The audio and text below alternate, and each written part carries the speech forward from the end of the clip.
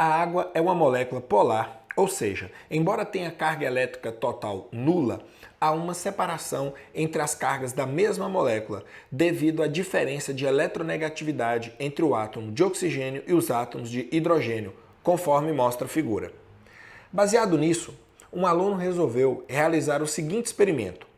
Quando uma torneira de água estava gotejando e provocando um fino filete de água, colocou um bastão de vidro previamente atritado em um pano de lã próximo à trajetória das gotas.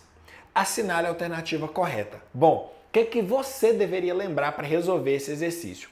O que acontece quando você aproxima um corpo carregado de um corpo neutro? No meu exemplo aqui, para explicar, os corpos A, B, C e D são neutros. A diferença é que o A e o B são condutores, o C e o D são isolantes. Bom, quando se aproxima um corpo positivo, aproxima ele de um corpo neutro condutor, o que vai acontecer? As cargas vão se separar de tal maneira que os elétrons vão migrar para esse extremo, ficando mais próximo do bastão, e os prótons ficarão isolados do outro lado. E aí, Diego, o bastão vai atrair, repelir ou não vai fazer nada com esse corpo neutro? É interessante você observar que a parte desse corpo que ficou negativa está mais próxima do bastão. Essa parte vai ser fortemente atraída se comparada com o outro extremo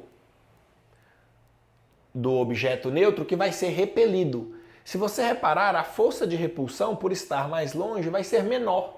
Então, o que prevalece aqui? A atração ou a repulsão? A atração. Se você fizer essa força menos esta, você vai perceber que vai ter uma resultante de atração. Ou seja, um corpo carregado atrai um corpo neutro. Você pode guardar isso, independente se ele está carregado positivamente ou negativamente. Porque se ele estiver carregado negativamente, vai acontecer que os elétrons ficarão no extremo oposto e os prótons mais próximos desse bastão.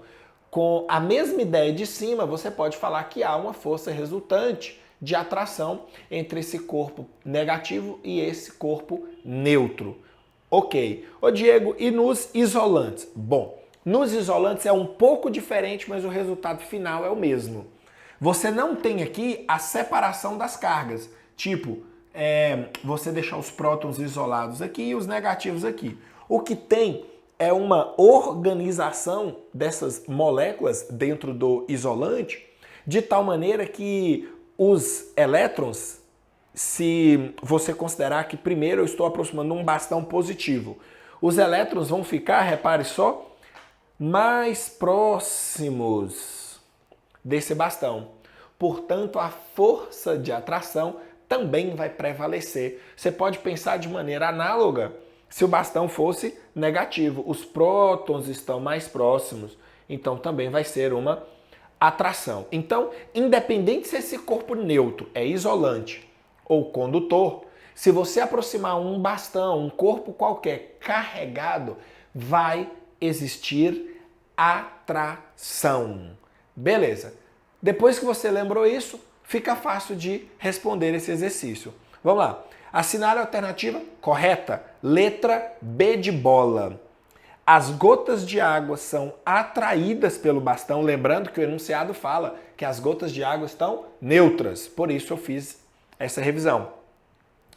As gotas de água são atraídas pelo bastão, quaisquer que sejam as cargas adquiridas no atrito com o pano. Se ele adquiriu carga positiva ou negativa, vai haver atração.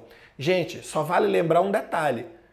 Você falar que ele adquiriu carga positiva, lembre-se, prótons não movem. O que aconteceu foi que esse corpo aqui, por exemplo, perdeu elétrons para o pano e aqui ficou um excesso de prótons, ou melhor, falta de elétrons.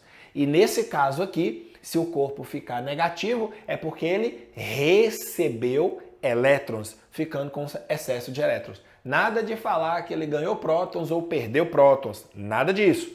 Perdeu elétrons, ganhou elétrons. Beleza, não estava perguntando isso, mas não custa nada lembrar você. Portanto, a nossa resposta é a letra B de bola aí do exercício. Muito bom. Espero que você tenha entendido esse exercício. E quando estiver estudando, se pintar uma dúvida, procura esse exercício no meu canal. Se não tiver a resolução dele, manda esse exercício para mim, eu vou resolver para você assistir. Valeu!